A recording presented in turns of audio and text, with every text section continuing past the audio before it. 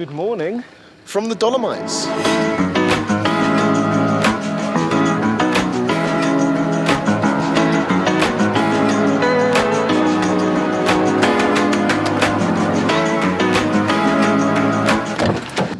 So, not a lot of early morning activity on this side of things. We're having to move pretty early on because we thought we had 24 hours parking, but the warden came round just now and told us, actually, if we want to stay here, we've got to pay again. It's only 8 in the morning, it's fine. We're not in that much of a rush. Actually, it's 8:15, so it's fine, but we're getting on with the day. Nice, bright and early.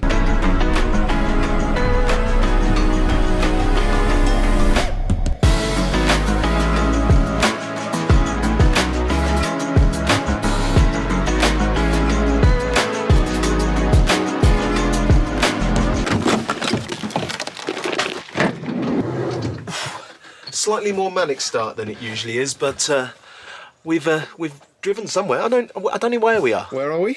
Near Carreta. Carreta, okay. I think the plan is to hike to a lake which is just up here, but before then, I am hungry. Can we have some food? Yes.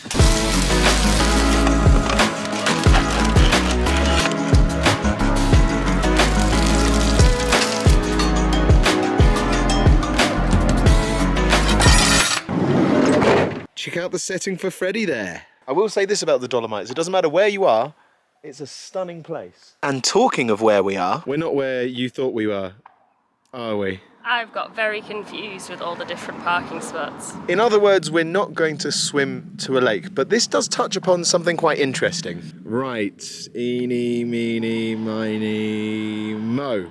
Third one down, we're doing that one. And the ascent starts. Yes. So I would say that the foundation of Charlie and mine's relationship is travel, or at least that's certainly how our relationship started.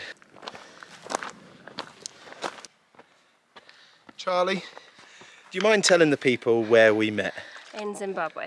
In Zimbabwe. We weren't travelling in Zimbabwe though, were we? No. We were working. Yes. But I think the fact that we were working in Zimbabwe shows something intrepid about us as people, maybe? Yeah? I don't know, maybe I'm looking too much into it. No, it probably does. I don't know many people that have been to Zimbabwe. I don't know many people that have been to Zimbabwe. So, would you say that that's sort of the foundation of the travel in our relationship? Yeah? I think so too. But when Charlie and I met, we did that classic backpacker traveller thing where you start swapping tales of where you've been. I was telling her about my various backpacking trips, and Charlie was telling me about her trips to Peru and to China and all sorts. To be honest with you, I think we were just trying to impress each other. What do you think? Maybe. I was trying to impress her. She might not have been trying to impress me. That's fair enough.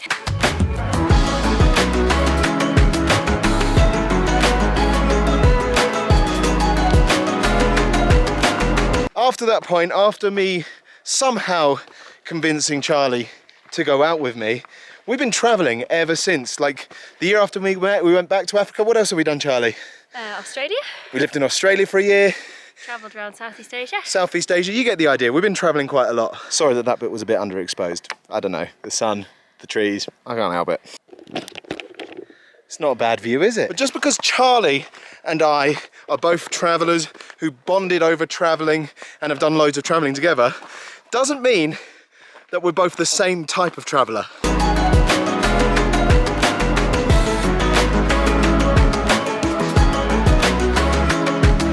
You see, Charlie is the type of traveller who likes to have things planned out pretty well. She likes to know what she's doing, she likes to know where she's going, she likes to know what to expect. I like to make sure that we do the best of everything in a place, and I get upset if I feel like we've not done the best. So in other words, when Charlie travels, she likes to feel like she's done the things she was meant to do when she travels there. She doesn't want to feel like she's missed out at all.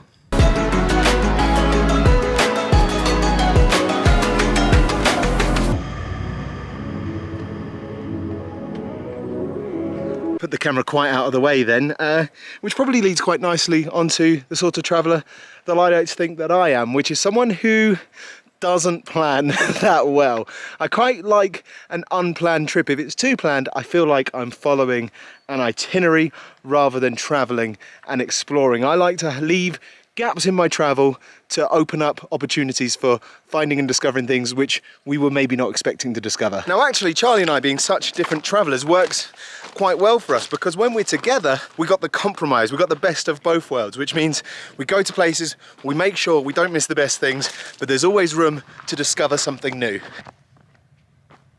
Now I actually think that this trip is the perfect example of how mine and Charlie's styles of travel marry up nicely, because we've got some anchor points in this trip, places we want to be, places we want to go to, but otherwise we've kept the plan quite loose. But every evening before we end up going somewhere, Charlie will do some research about that place. How are you finding our style of travel this trip? Yeah, it's good. It's working for you? Yeah. Now I actually believe when it comes to travelling, most people fall into either of these categories. Most people are either a John or a Charlie. Of course there's some grey areas in there. So I'd be curious to know, do you think you're a John or a Charlie? I'd also be curious to see how many of you spell Charlie correctly. I'm expecting a lot of different spellings of Charlie here. So they should comment John or Charlie, yeah? Yes.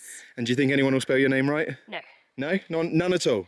No, I think some people will. Now the reason I found this particularly interesting today is because Charlie did research where she thought we were going today, but then got confused between two spots where she was looking up. So when we turned up today, it wasn't quite where she expected to be, which meant it turned into a John day of travel. So today I've adopted the Jake Frew approach to videos. If you're not familiar with Jake Frew, go find him. He's a brilliant filmmaker from the States, I believe. I guess he's from the States, could be from Canada, I don't know. Kind of similar, but I've adopted his approach, which is to aim for the highest point. We turned up in the car park, saw the signs pointing in all sorts of different directions, didn't know which one to go for, so I was just like, right, we're going this way. My idea of heaven, because we have no idea what we're going to discover. Charlie, a little less so. I tell you what, you're looking like quite the adventurer there. I know. That's a deep lunge. It feels really good, actually. Yeah.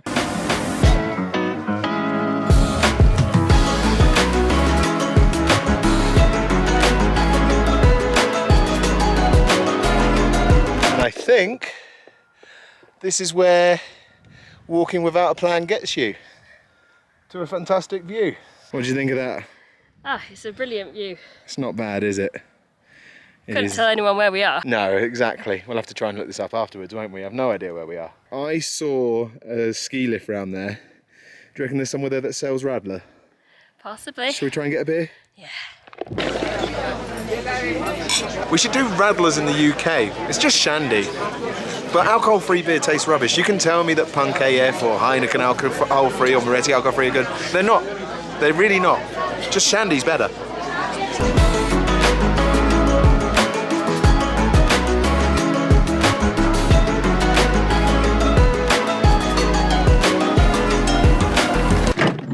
And the day of John travel is complete. Charlie, how did you rate that? Yeah, it was good. Yeah, a good day? It was a good hike. Right, shall we find a campsite? Yes. Let's find a campsite. Let's find a campsite.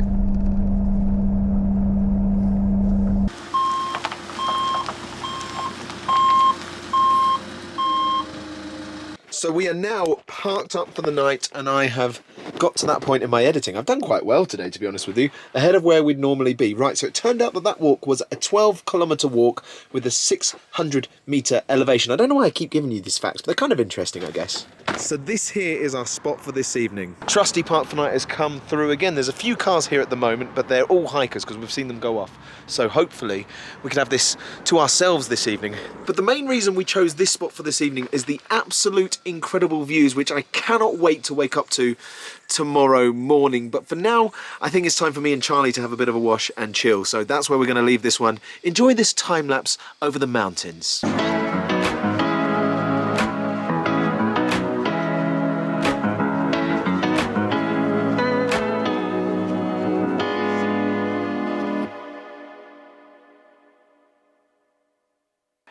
Check out the setting for Betty.